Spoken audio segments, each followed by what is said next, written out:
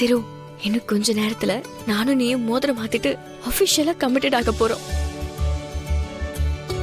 அதுக்கப்புறம் நீ என் பிடியில இருந்து ஓடவும் முடியாது, ஒளியவும் முடியாது. கரெக்ட் தான். இதுக்கப்புறம் நம்ம லைஃப் வேற மாதிரி இருக்க போகுது இல்ல?